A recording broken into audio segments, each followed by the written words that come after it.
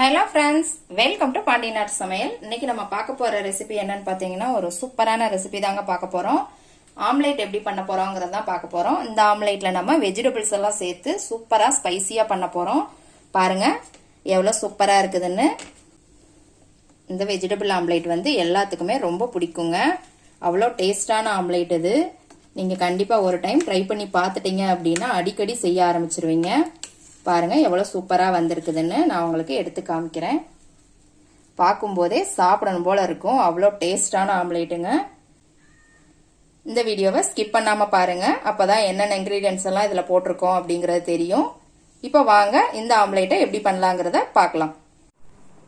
இப்போ ஒரு பேன் வச்சிருக்கிறேங்க. அதுல கொஞ்சம் எண்ணெய் விட்டுக்கலாம்.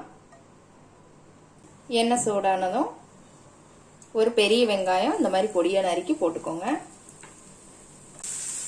இதோட 2 பச்சை மிளகாய் இதையும் பொடியா நறுக்கி போட்டுக்கோங்க. வெங்காயத்தையும் பச்சை மிளகாயும் நல்லா வதக்கிக்கலாம். வெங்காயம் வதங்கினதும் ஒரு மீடியம் சைஸ் தக்காளியை இந்த மாதிரி சின்ன சின்னதாக நறுக்கி போட்டுக்கோங்க. தக்காளி நல்லா மசிகிற அளவுக்கு வதக்கிக்கலாம். தக்காளியை நல்லா வதங்கிடுச்சுங்க. இப்போ இதோட 2 துருவன கேரட் போட்டுக்கலாம். அதோட கொஞ்சம் முட்டைக்கோஸ் இதையும் நல்லா வதக்கிக்கலாங்க. பாருங்க இது லேசா வதங்கிடுச்சு. இப்போ இதோட இந்த காய்கறிக்கு தேவையான உப்பு போட்டுக்கலாம். 1/4 ஸ்பூன் மஞ்சள் தூள், 1/4 ஸ்பூன் கரம் மசாலா தூள், 1/2 ஸ்பூன் பெப்பர். இப்போ இது எல்லாத்தையும் நல்லா மிக்ஸ் பண்ணி விட்டுக்கலாம். இப்போ நல்லா மிக்ஸ் பண்ணியாச்சுங்க. ஒரு 2 நிமிஷம் மட்டும் மூடி வச்சிடலாம். அந்த கோஸ் கேரட் வேகிறதுக்காக தான். மீடியம் ஃப்ளேம் வச்சுக்கோங்க. இப்போ 2 நிமிஷம் ஆயிடுச்சுங்க. திறந்து பார்த்துடலாம். பாருங்க இந்த கேரட் முட்டைக்கோஸ் எல்லாம் நல்லா வெந்துருச்சு. இதோட கொஞ்சம் மல்லி இலை போட்டுக்கலாம். இதே நல்லா மிக்ஸ் பண்ணி விட்டுருங்க. அவ்வளோதான். இப்போ இந்த வெஜ் மசாலா ரெடி ஆயிடுச்சுங்க. கேஸ் ஆஃப் பண்ணிடலாம். இன்னைக்கு நான் 4 முட்டை உடச்சி ஊற்றிருக்கிறேங்க ஒரு பவுலில். இதை நல்லா மிக்ஸ் பண்ணி விட்டுக்கோங்க. இதில் கொஞ்சம் உப்பு போட்டுக்கலாம். உப்பு போட்டதுக்கப்புறம் நல்லா கலந்து விட்டுக்கோங்க. ரெடி பண்ணி வச்ச இந்த வெஜ் மசாலாவை இந்த முட்டையோட சேர்த்துடலாம். இப்போ எல்லாத்தையும் இதில் சேர்த்தாச்சுங்க. இதையும் நல்லா கலந்து விட்டுக்கலாம். பாருங்க நல்லா மிக்ஸ் பண்ணியாச்சு. இப்போ ஒரு பேன் வச்சுருக்குறேங்க. அதில் 2 ஸ்பூன் எண்ணெய் விட்டுக்கோங்க. பேனில் எல்லா பக்கமும் படுற மாதிரி எண்ணெய் இந்த மாதிரி ஸ்ப்ரெட் பண்ணி விட்டுக்கோங்க.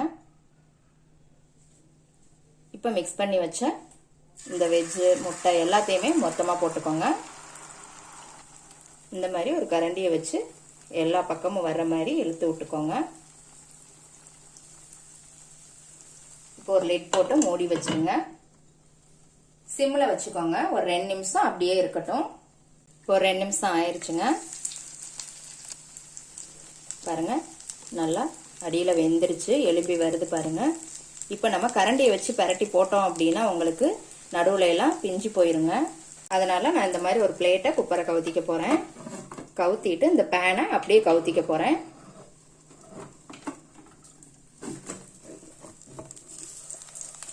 பாருங்க எப்படி வந்திருக்குதுங்க. இப்போ இதை இப்படியேவும் நம்ம பேன்ல போட்டுற வேண்டியதுதான்.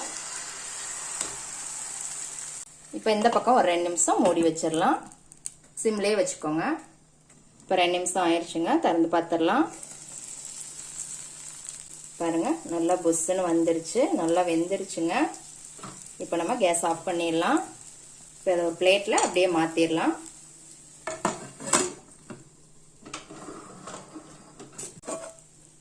பாருங்க ரெடி ஆயிருச்சு. எவ்வளவு சூப்பரா இருக்குது பாருங்க. அவ்வளவுதாங்க. ஒரு ஹெல்தியான ஆம்லேட் ரெடி ஆயிருச்சு. கண்டிப்பா செஞ்சு பாருங்க. உங்களுக்கு ரொம்ப பிடிக்கும். எப்படி இருக்குன்னு செஞ்சு பார்த்துட்டு கமெண்ட்ல போடுங்க. லைக் பண்ணுங்க, ஷேர் பண்ணுங்க, சப்ஸ்கிரைப் பண்ணுங்க. கூடவே பெல் ஐக்கான் பட்டனையும் அமுக்குங்க. மறுபடியும் வேற ஒரு ரெசிபியோட சந்திக்கலாம் ஃப்ரெண்ட்ஸ். அன்போடு சமைத்து ஆனந்தமாய் உண்டு இன்பமாய் வாழுங்கள். வாழ்க வளமுடன்.